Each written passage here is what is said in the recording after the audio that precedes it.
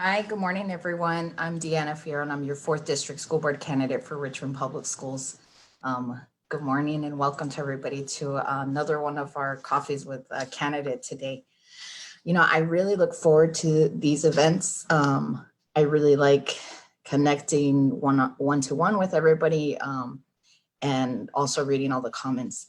Don't forget that if you have questions, today, as you're watching, you can put those questions in the comment section and hopefully I will be able to get to all of them. If I don't, I'll try to message you afterwards or later on privately as well. So good morning. I've got my coffee. We'll wait just a couple of minutes, let people get on. But real quick, funny story about this mug. So I've been using this mug on a regular basis. And the other day I could not find it. I couldn't find it anywhere. And so, I mean, I looked everywhere and my apartment is little, so it doesn't take much to find it in the kitchen. So I think it got broken and somebody didn't tell me about it. So it was either my daughter or my partner and they didn't tell me. And so, I mean, I looked so hard and I looked for days. So it was funny because then the other day I was at the store where this mug came from, and the original one was given to me as a winter holiday gift from another employee at my job. So anyways, I saw this mug, the exact same mug at the store, and I picked it up. So I bought it and I put it in the kitchen. I put it in the cabinet and you know, I'm waiting to see who's going to tell me about it or if a second one pops up. But you know, I think it got broken, the original one, and they didn't tell me. So we'll see when somebody finally realizes it, or you know, freaks out that I've got the mug again. But anyways, I thought that was pretty funny. So we'll see. So again, good morning, everybody. It's Coffee with a Candidate. I have a list of things to talk about today. It's not too long, but there are some good points. The majority of it will probably talk about the reopening plan. And I'll touch again a little bit on the SRO topic, especially since that's coming up on Monday's school board meeting. And there's some new data that's already up. So if you are checking on board docs, there's some data about a survey that went out and some more information, some detailed information about the about SROs and arrests that have happened in our schools. So with that, let's go ahead and get started. First, I want to say that this last week was my last week of volunteering at the food distribution for Richmond Public Schools. And it was a little bit hard for me to take that in because usually when I volunteer for events, they're one-time events, you know, they're packaging something for another event or convention or workshop, or it is a food related, you know, when you go and you clean up an area or something like that. It's usually like it doesn't last more than a couple of days, but you know that service, once you do that volunteer event, it's done. The job is done and the need has been met. The hard part though this week about it being my last week at the food distribution center is because when I left, I know that it's not done. The need has not been met. And when it will be is the hard part, you know. So at Bouchard Middle School, when I first started, when closures first happened, I volunteered at Huguenot High School, which is in my zone in the 4th district, and also at Fisher. And it was really slow. And then after that, I got an email asking if I'd like to be a more permanent volunteer at Bouchard Middle School, where, if you're familiar with our schools, has a high Latinx population that, you know, has a high need of Spanish speaking volunteers. And so I said, sure. And this was back in March, you know, the end of March when the closures first happened. And so since I've been there, I've gotten to know a lot of the families. I recognize them now when I'm at the store in the neighborhood. You know, I get to say hi. I recognize their children.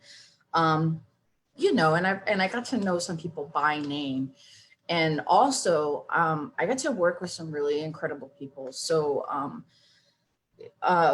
there's a bus driver, her name is Cassandra, and her and I were basically the team up at the front of the food distribution center. And she's awesome.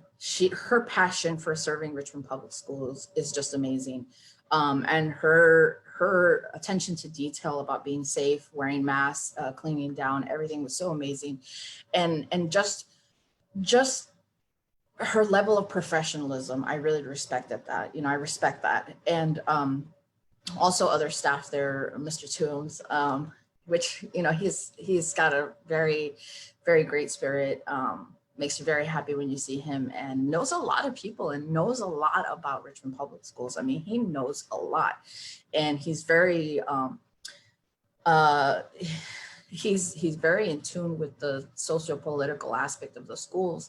And he's the head facilities manager there. That's what I like to call him, but I'm sure his position has another titles, but he's the head custodian at the school. And Mr. Williams, I know Cassandra and we have a personal joke about that, but he was also a good guy that worked there. And all of the staff in the cafeteria, the security guards that were there, Principal Waller, thank you for being so welcoming. But yeah, in general, that having to leave that volunteer position is hard, because I know there's still going to be a need for a volunteer that speaks Spanish, and the food distribution itself is not going anywhere. There's still a really, really high number of families that need food at our schools. And so that's hard.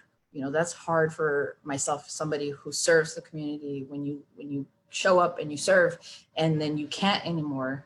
And then the need is still going to be there. So I don't want to get all emotional about this, but I'm glad that I was able to help out. What was I going to say? So with that, we'll go ahead and move on to business.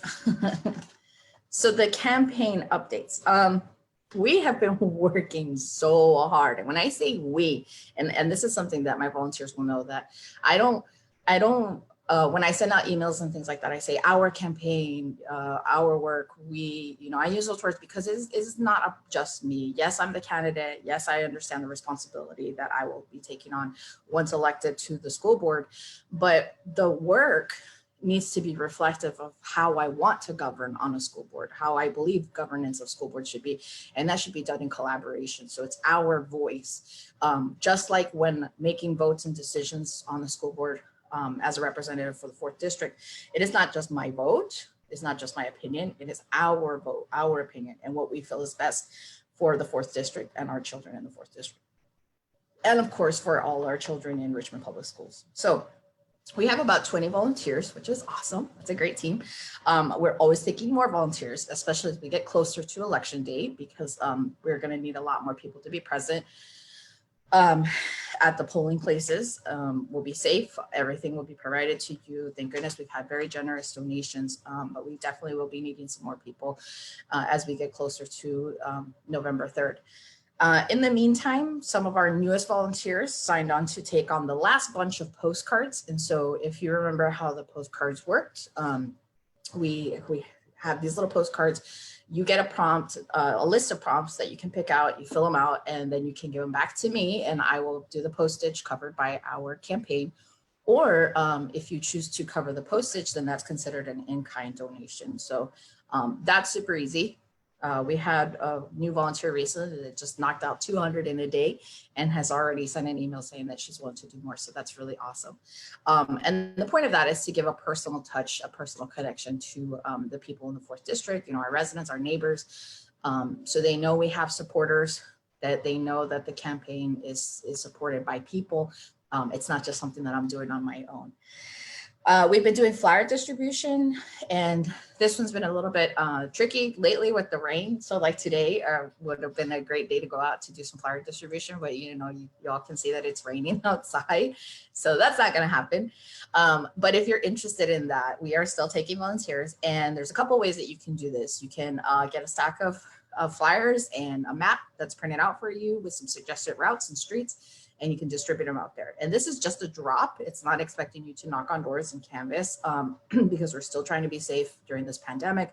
And we're being respectful of how people feel about the virus. And I don't want to put anybody in a position that would make them feel uncomfortable. So you just drop the flyer. And if there happens to be a neighbor there outside and they start talking to you, then from a safe distance, you have a conversation and share with them more about the campaign. I hear somebody's waking up. So if that's something you'd like to do, we're definitely taking volunteers. And then we've gotten some really great donations in the last month or two. So we are working on designing our first mailer that will go out to the district. And that will be mailed to about 11,000 people. It's been a little bit hard for us because we are grassroots campaign. That means that we are earning donations, we are earning votes. So that takes time. And especially with so many other elections right now that are coming up that are very important, sometimes school board elections get to be overlooked. So that's actually something that everybody can do. If you can't make a donation and you can't volunteer, you can spread the word about school board elections.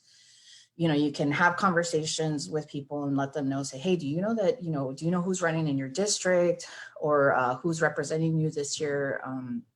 But definitely if you live in the 4th district, if you can tell others, hey, there's a new candidate, and direct them to our website and let them know why they should vote for me this coming November 3rd. That's very important. And even if they don't have kids, if people that you talk to say, well, I don't have kids in Richmond Public Schools, or I don't even have children, so I don't need to worry about that.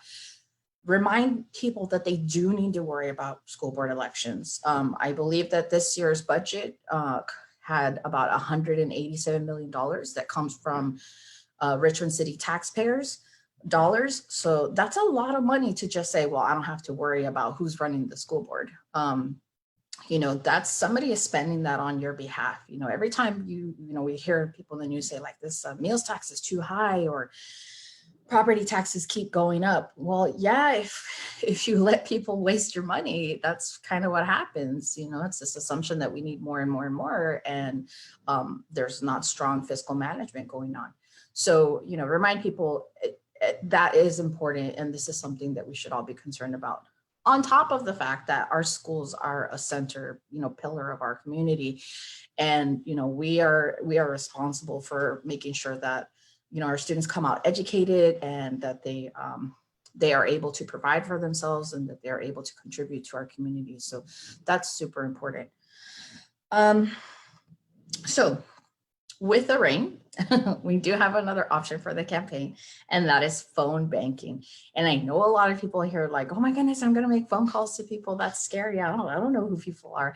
Well, the good thing about phone banking is you can do it 2 ways. You can actually call on the phone to the people on the list that you're given.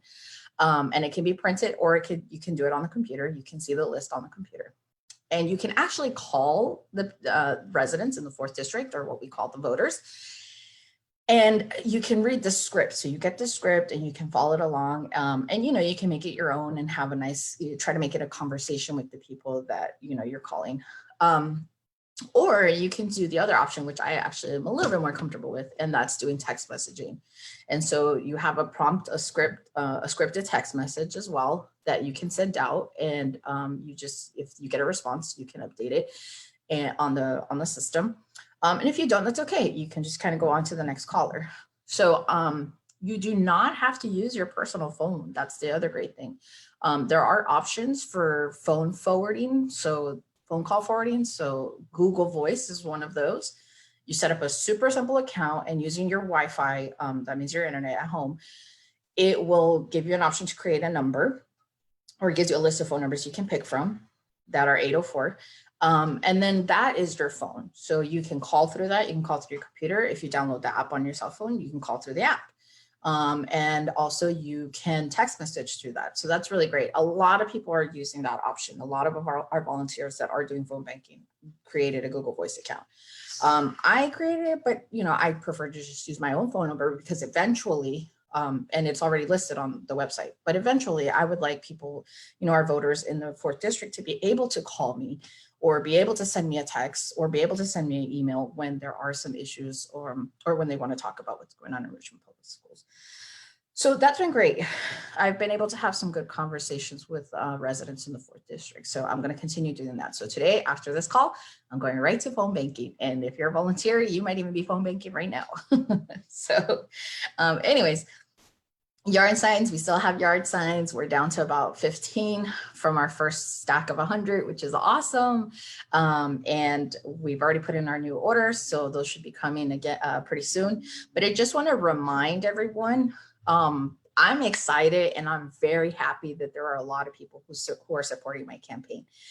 The only thing I ask you is just to remember that you can be a supporter, which is great, and you can volunteer and you can donate, but make sure you live in the district if you want a yard sign. So that's the other thing. I've gotten about 3 requests for yard signs from residents in the 5th district, which is right next door, and actually kind of wraps around over the river. So it's a different city council representative and a different school board election. So it's great. It's just not ideal. It's probably not even really professional to put a yard sign in another district. That's not mine. So that would be kind of like a false advertisement. People would be surprised, like, why is that candidate advertising over here? But what we do have for you, though, if you want, is you can have a printed little window sign. So it's just a printed version of it's on cardstock. So it's a printed version of our yard sign that you can put up in your window. But I think what is happening is that when school rezoning happened, some of our residents from the 5th, their students will be going to Westover Hills, or they'll be going to Lucille Brown.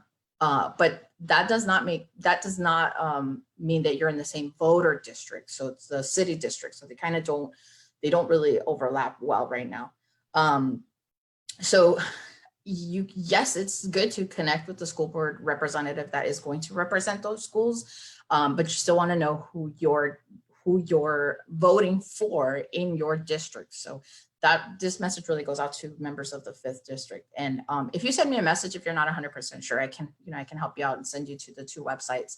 One for Richmond City, the voter registration will show you where your precinct is, and then the second one is the school locator site that Richmond Public Schools has that can show you specifically which ones are your schools. So thank you to everybody, though, that is not in the district who is supporting us. We have a lot of volunteers that are not actually in the 4th district that are supporting us. So that's really great. And of course, thank you to our volunteers in the 4th. Okay, so with that, I don't see any questions yet. So I have my cell phone on the side if you see me look off. But I will go ahead and get started with the issue of the reopening. So 2 things with reopening. I like the checklist.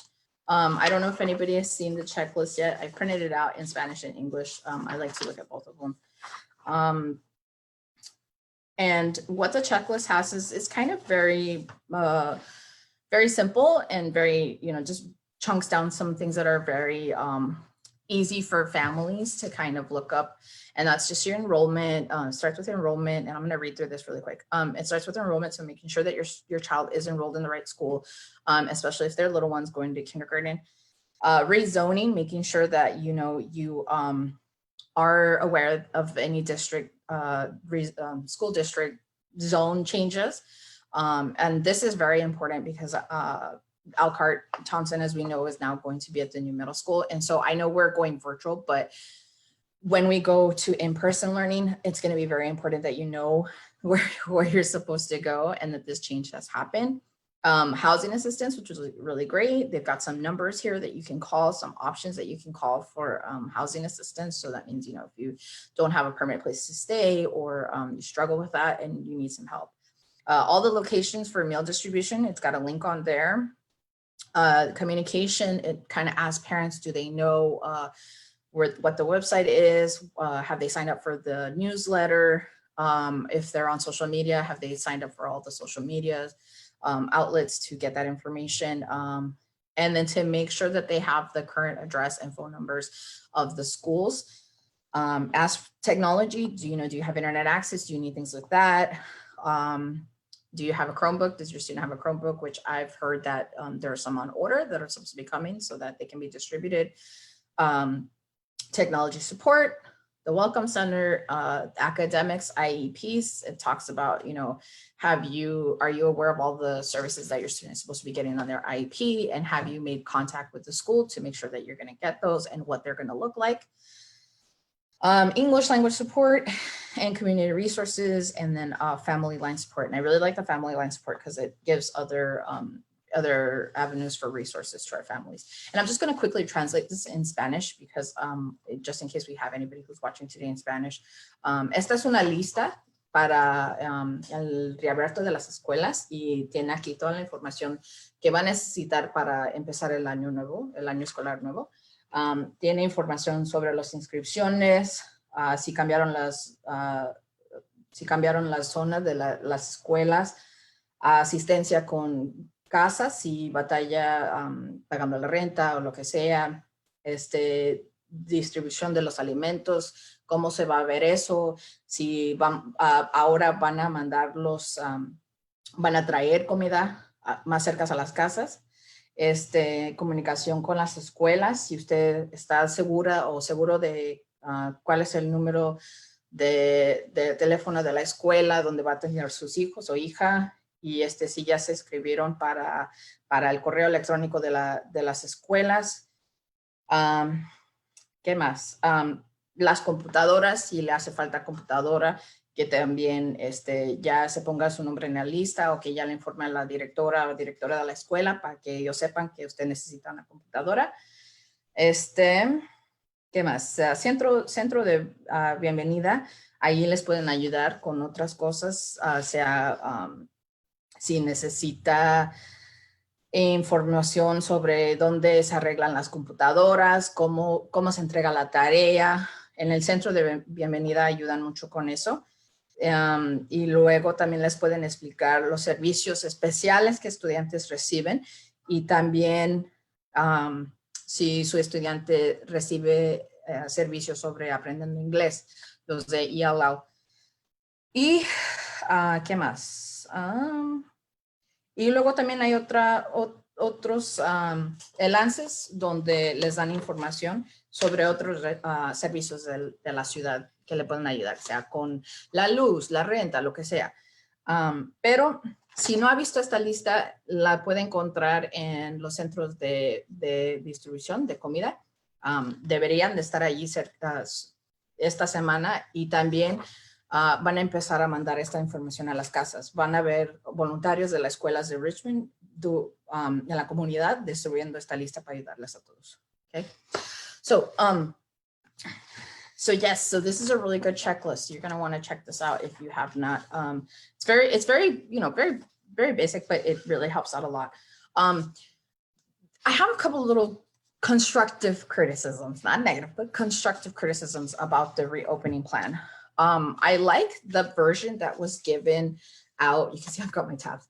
I like the version that was given out during the school board meeting because it was very easy to just print this out and read through it. And if you don't have a printer, it's very easy to read it on your phone. But I don't love the website. I really don't love the website. And I say that because as a teacher and as somebody who does, I do my own website for my campaign, and I've done a lot of other work like that for other organizations. It's very difficult for people to read through it and to really find the information right away. So I made some little points, and if we run over, I hope y'all don't mind. You can always come back and watch later, but I really want to talk about the plan. If you go through it, the main sections that I highlighted were the schedules. The schedules I think are pretty good. Some of the times I think are a little bit long. And I say that because for myself, I'm a math teacher. And so I'm working with my own principals at my schools to see if I can get permission to kind of break down my groups, break down my classes into smaller little groups within the block, the teaching block, because I really think that with virtual learning, it's going to be super important to, one, build relationships with our students, to keep them engaged. I mean, there's got to be that relationship there because these are new students. For a lot of us, these are new students, unless you're teaching the sequence of a course, and by default, you're going to be getting some of your kids back. Majority of us are going to have brand new students. And so if we don't get time to build that relationship with our kids, it's going to be really difficult. So I really wish that we can have small blocks, small little groups with students, more time to do small groups with students. And with the SOLs, I feel like there might be too much pressure and teachers might put this on themselves, to go back and teach what was missed at the end of the school year before the closures. If you know your content, if you're following the pacing by, the way most of us follow it, it's very similar throughout the state. Maybe the order of certain topics within your content is different, but usually by March and April, most contents are getting close to finishing. Not all, and I know that because of history and I think English, like they run down to the wire to the day of the test. But it probably wasn't that many objectives left. And so here's the other thing too. If you really truly know your content and you have a strong division specialist, if you have strong math coaches or English coaches or content coaches, I wonder if it's possible to really go through your vertical alignment. And that means, when you're teaching a topic, what does it look like all the way through all the grade levels? So for example, in math, I might teach something in 7th grade, but it gets kind of retaught in 8th grade.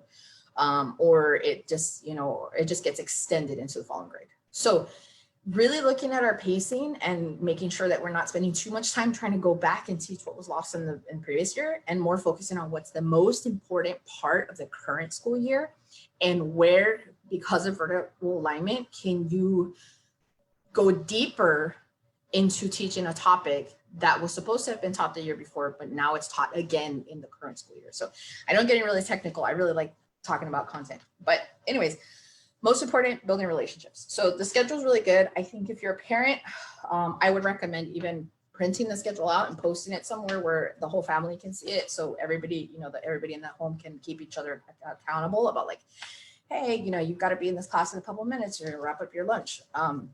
So things like that. The specialized supports is super important for families that have IEPs, 504s, or if you're receiving services for ELL. I really like that they put some numbers in here. About 3,800 students have IEPs, but only about 400 of those students really need services that might require some one-to-one in-person meeting. Remember, that's something that has to be written in an IEP. That's something that the team has to decide, and the parent is part of that team. And so making sure that you've gone through your IEP and that it's updated and ready, and that you've already kind of mapped out what those services will look like is super important. I know that's a lot for some of our parents when it comes to IEPs, but this is everybody's job. This is going to have to be a real collaborative effort to making sure our students get their services. And remember, some students, their IEPs and their 504s are accommodations that they're already going to receive in the classroom anyways, so they'll be getting them virtually. So if you just feel that you're not, or you need more assistance, so that means you need to go back and review your IEP again with your student's case manager and make sure that they have what they need. ELL services, the same idea. Si su estudiante está recibiendo servicios de ELL, aprendiendo inglés o servicios especiales, va a ser muy importante hablar con los directores de la escuela para asegurarse que están recibiendo los servicios que necesitan. Y hay veces donde va a ser posible que vayan a necesitar una visita de los maestros a la casa. Si no lo quiere, si tiene miedo, no lo tiene que aceptar. Okay.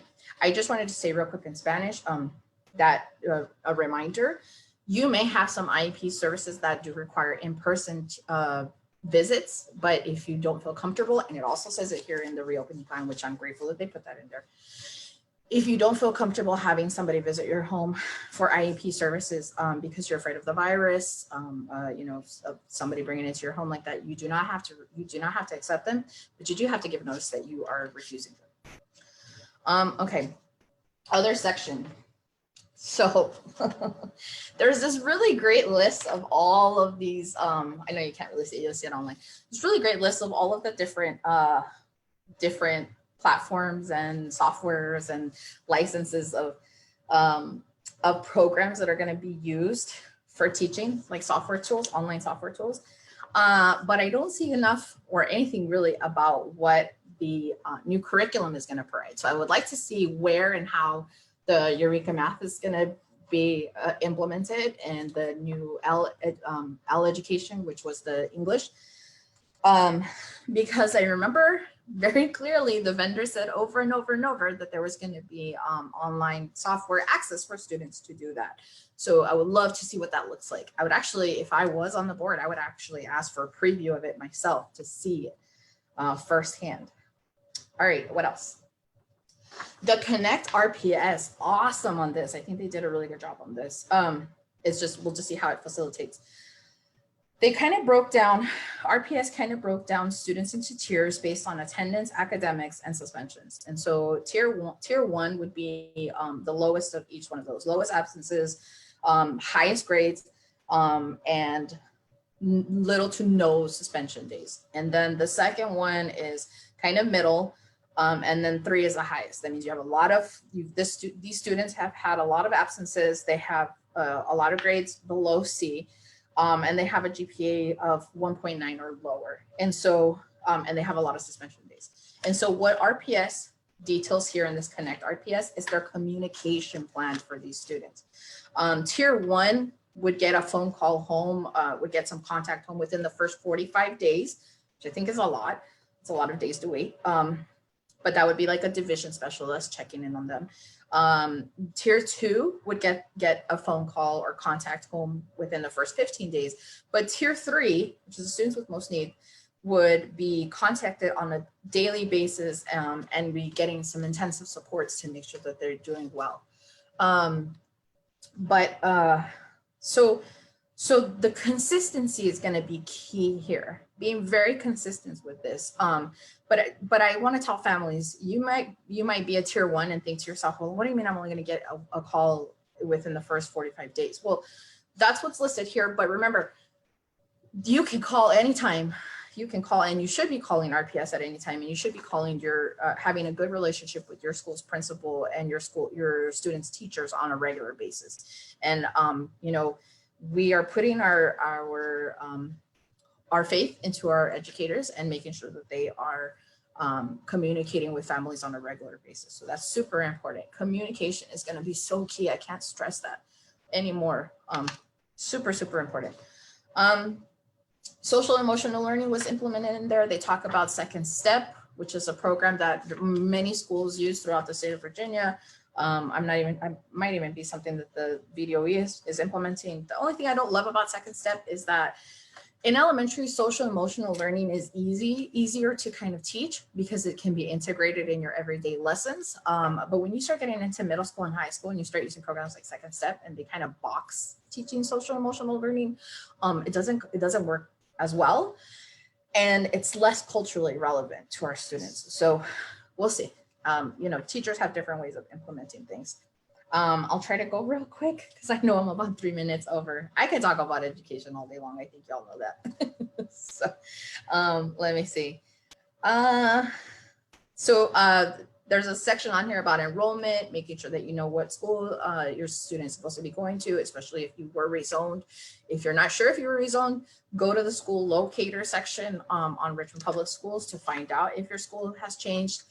Make sure that your mailing address is up to date at the schools. I can't tell you how many times at the food distribution center I had to share that with families because they weren't getting some of their communications.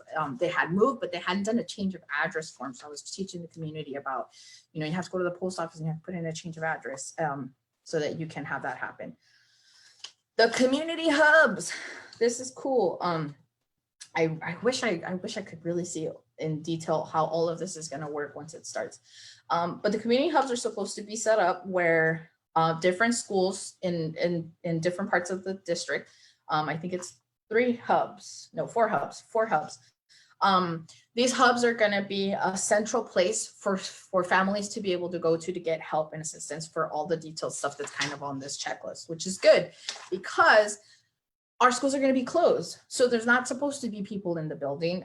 So that means you're not going to be able to just kind of show up and walk in the office and ask for help. You're going to have to go to one of these hubs and there'll be family liaisons there. And they should have information for everything that you need, everything that was listed in the reopening plan.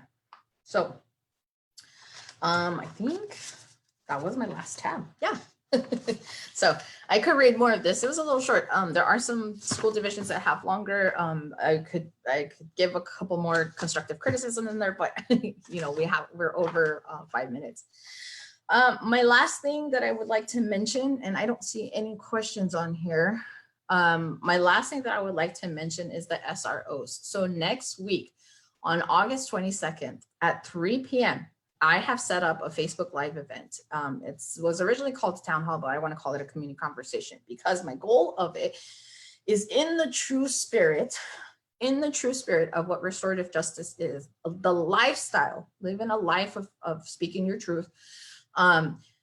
We have to get used to talking to people that don't always agree with us.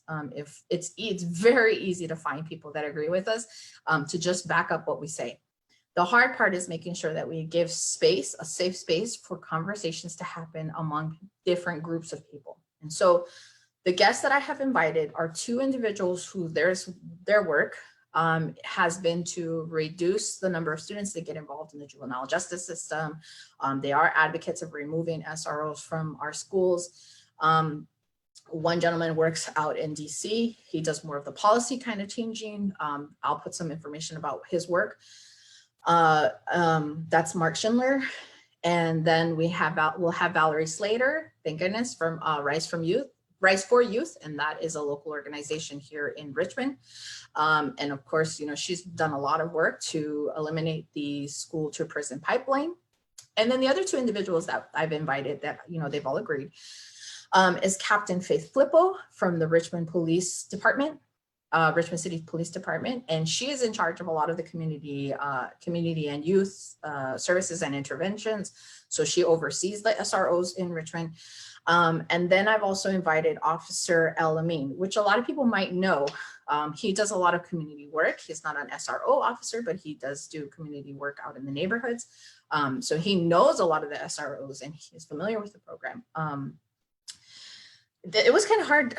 It was really kind of hard to book some of our officers because they've been getting pulled out for what's been going on in our city, you know, for safety and security. But they've all been told it's not supposed to be a debate. It's supposed to be an opportunity for everybody to kind of state their point and to answer some questions from the community. So there is a Google form, and I'll share it again today. If you have questions for any one of those individuals, or you just have a general statement that you want to share that you can kind of turn into a question, or I could turn it into a question for you, please fill out the form and submit those questions. And you can do it as many times as you want, and you can submit as many questions as you want. The only thing is I can't promise you that they're all going to get answered. And on the day of the event, in the comments, you'll be able to submit questions as well. But because of time, I'll just try to get to as many as I can. So with that, thank you to everybody who's supporting my campaign. We're going to keep working hard. I'm going to get off this phone. I'm going to finish my coffee and I'm going to start doing some phone banking. So thank you. I'm Deanna Fierro, your 4th District School Board candidate for Richmond Public Schools. Have a good rest of your day.